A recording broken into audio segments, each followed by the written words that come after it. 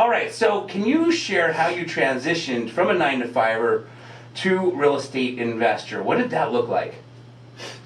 Well, that's a good question. The true answer is multiple 9 to 5ers. So when I started doing real estate and started going to the RIAs, I was working at the time 3 jobs. Got it.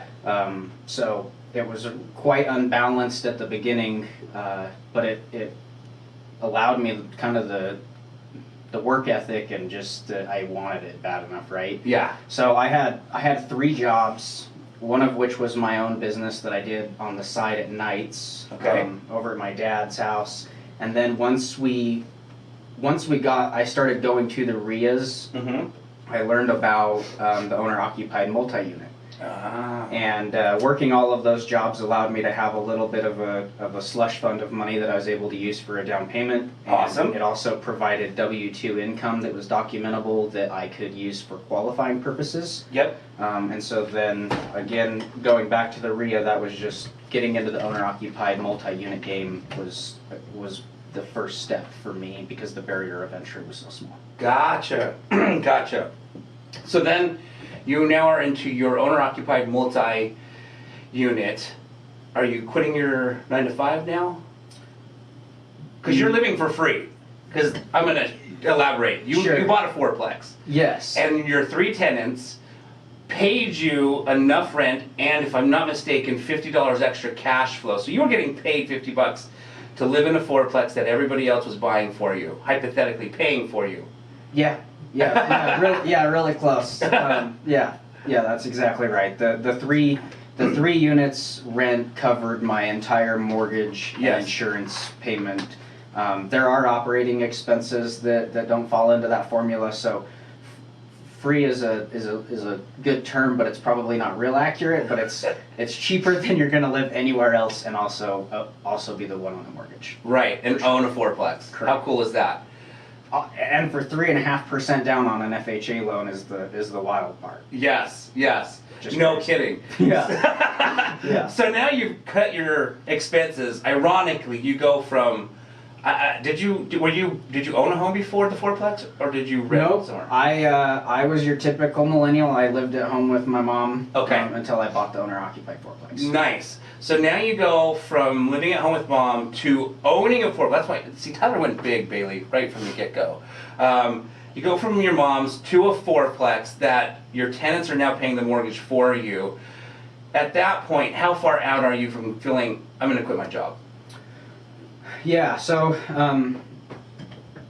I actually gave notice the day after I signed papers. No way. Yes. So That's fast.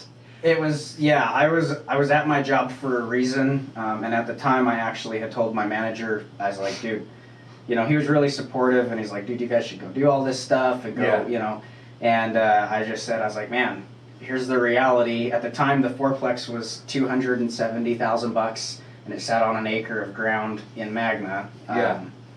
So it's not awesome, but those prices, to anybody that's in the real estate market today knows that that's just incredible. Incredible. And I was making like $13 an hour at my W-2, and I just couldn't qualify for enough to buy it. So I actually told my manager, I was like, dude, I have to get a raise so I can qualify to buy this thing. And I wrote the offer on the fourplex 6 times. Because I couldn't pay full price, so I had to just keep firing the same offer at them. I got a $2 an hour raise from my job temporarily. I qualified for the loan, I closed on the deal, and I quit my job. That's amazing. That's amazing. Wow. And see, and I've talked to Bailey about this because that's what I want him to do is buy an owner-occupied something, right? Duplex, triplex, fourplex. Prices are a little higher than they were back then, but 6 times. I want to dig into that because that's a great story. Was that a bank-owned or privately owned fourplex that you offered 6 times on? It was privately owned and it was on MLS. Gotcha. So this was in the day when multi-units didn't go on for 6 days and have multiple offers and stuff for over asking. And this was 2013, so things were perfect.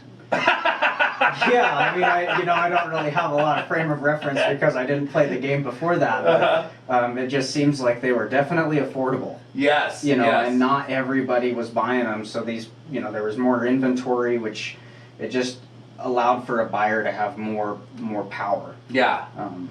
And so this fourplex was on MLS, and it truly was the only multifamily on the market that I could qualify to buy. Was how I elected which one to pursue. Okay. So it was not a prize asset, but it turned out really, really awesome. But yeah, I wrote the same offer 6 times on that property. And I love that story because I've spoken on stage throughout the country on the topic of real estate. I've coached individuals, and I've told people before that have said, I submitted an offer, it got rejected. What do I do now? And I said, well, submit another one. They're like, again? Like, why? They already rejected it once. Why? It's like, well, you never know. Time, changes, situations. Yeah. And so I love that you just shared that, the market's not going to be this hot forever. It's going to do some type of correction, some type of who knows what it's going to do. But at some point, submitting 6 offers on the same property will be a relevant strategy again. You know what I mean? And I love that you did that, because how many people wouldn't do that? 1, maybe 2, and then they're like, I'm not getting it. I'm going to move on, right? Or I'm going to give up. Is probably what would happen.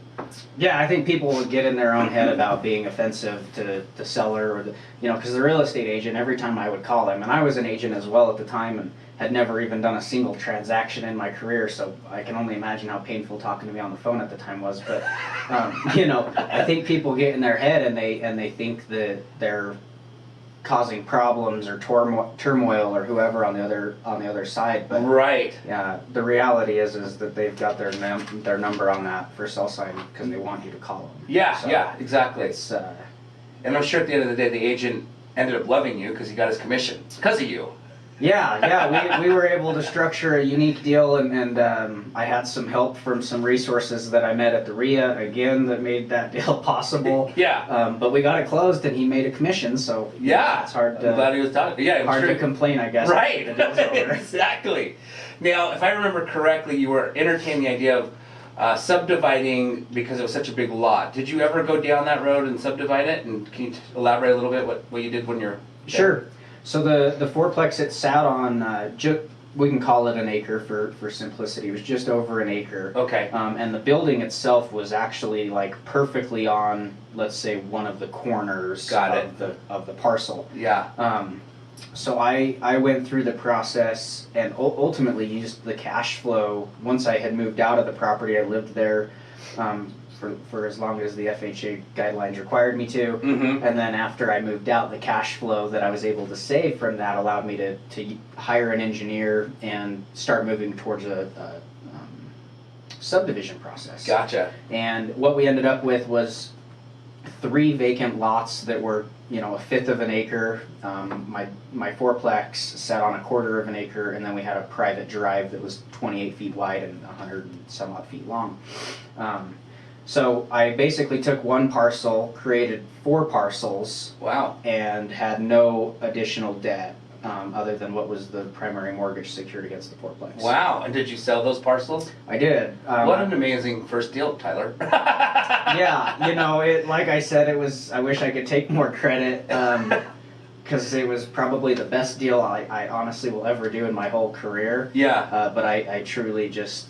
You can't hit the ball if you're not at the plate. Right, and right. So it was just a matter of taking action, and honestly, I got lucky. Yeah. So you sold them each individually to 3 different people, or builder came and bought all 3? So my original plan, I wanted to sell the whole thing as one piece. Okay. I wanted to sell the fourplex with the bolt-on lots. Oh, got it. And hopefully help somebody tee it up where they could have a development deal that had ancillary income off the multi-unit. Yeah. That didn't end up working out. I did have it under contract. They backed out.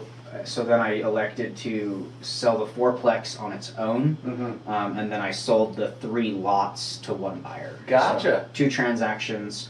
And then I ended up 1031ing both of those into separate assets. Gotcha. Very cool. Very cool.